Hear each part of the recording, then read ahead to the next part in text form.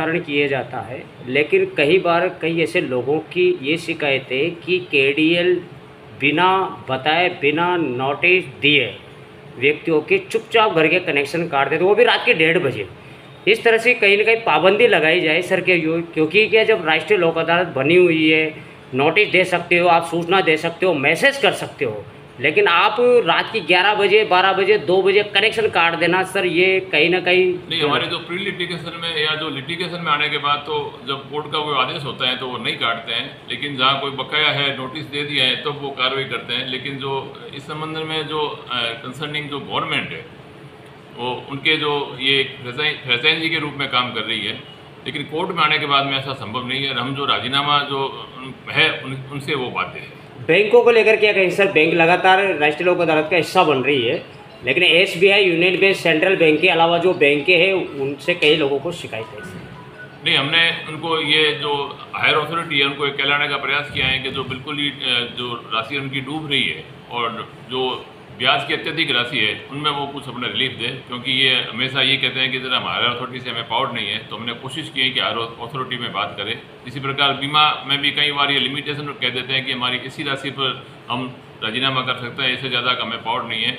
तो हमने जो राज्य विधिक सेवा प्राधिकरण के हमारे जो सेक्रेटरी है उनसे वार्तालाप करके और उनके जो चीफ जो ऑफिसर्स है उनसे डायरेक्शन दिलवाएं ताकि अधिक प्रकरण का निस्तारण हो। आप मान्य द्वारा कल एक सूचना जारी करी थी, मीडिया में भी चली थी वो, कि विधिक सेवा प्राधिकरण के जो ऐसे बंदी जो जेलों में बंद है, जिनके पास अधिवक्ता नियुक्त नहीं है, वो अपनी फेरवी कराने के लिए विधिक सहायता ले सकता है।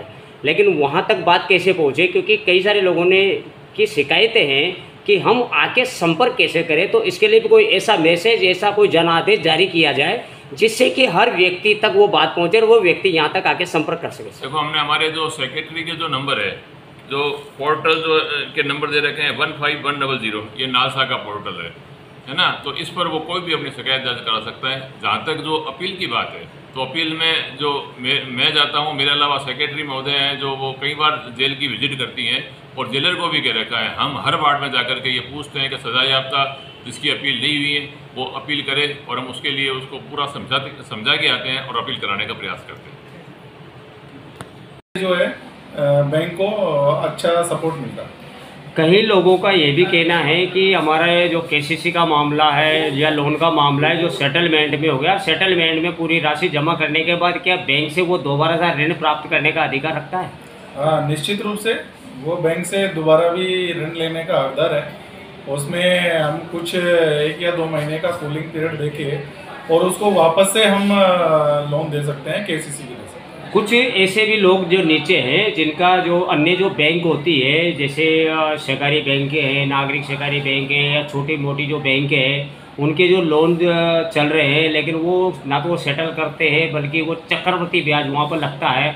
उन लोगों के लिए किस तरह से कोई ऐसा कोई प्लेटफॉर्म भारतीय रिजर्व बैंक द्वारा या आपकी स्टेट बैंक द्वारा जिससे वो कर्ज मुक्त हो सके, या ऐसा कोई भी, जैसे मान लो संपत्ति है उसके पास, संपत्ति की कीमत 1 करोड़ है लेकिन उसके ऊपर लोन 10 लाख का है, लेकिन कोई कारण ऐसा हो जाता है जो वो नहीं चुका पाता, तो वो क्या करे जिससे कि वो या तो ऋण लेके ऋण चुका सके? ऐसे कोई प्रावधान है क्या सर? बताइए सर। डेफिनेटली इस तरह के प्रावधान हमारे भारतीय स्टेट बैंक में है।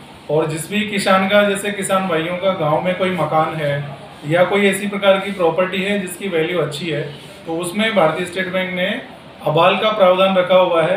असेट बैक्ड एग्रीकल्चर लोन है, वो दे सकता है।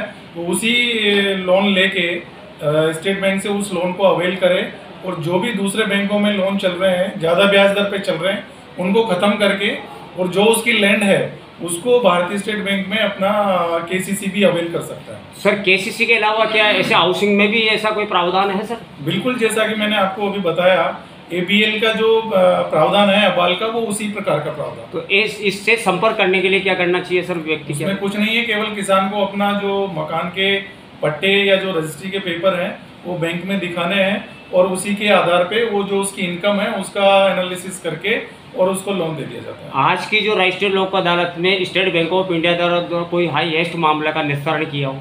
डेफिनेटली हमने अभी हमारी विभिन्न जो सेंटर्स हैं, जैसे दिगोद है, अंता है, मांगरोल है, इन सेंटर से हमें अच्छी खबरें मिल रही है और लगातार जो भी हालांकि किसानों का क्या है कि खरीफ फसल का नुकसान होने के कारण थोड़ा सा लोगों के उसमें मायूसी है, बट फिर भी हमें जो निस्तारण देखने को मिल रहे हैं तो बड़े बड़े, जैसे अभी हमारे पोलाई कला में है, अभी 10 लाख का एक व्यापारी का लोन था, वो भी सेटलमेंट हुआ है।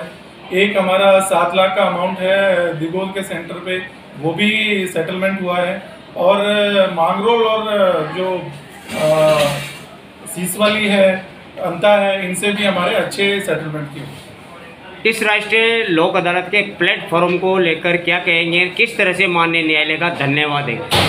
मैं तो ये कहता हूँ कि माननीय न्यायालय जो ये कर रहा है किसानों के लिए और छोटे छोटे व्यापारियों के लिए, जो कि जिनको भी जहाँ भी सेटलमेंट करने होते हैं, जहाँ भी अपने जीवन में, उनके धंधे में या उनके खेती में या उनके लाइफ में किसी भी प्रकार की परेशानी के कारण उनके लोन में जो परेशानियाँ आती है, तो ये प्लेटफॉर्म उन्होंने इस प्रकार का बनाया हुआ है ताकि यहाँ से वो अपना निस्तारण करके और आगे भी सुलभ प्रक्रिया में अपने और भी लोन की प्रक्रिया को ले सकता है, आसान बना सकता है। शुभ नाम बताइए सर। थैंक यू, धन्यवाद। और कहता हूँ मैं इसी प्रकार से जो है माननीय न्यायालय है वो NLA का जो आयोजन है वो करते रहे और लोगों को इसका फायदा मिले। नाम बताइए सर। मैं राजेंद्र प्रसाद मीणा, भारतीय State Bank regional office Kota.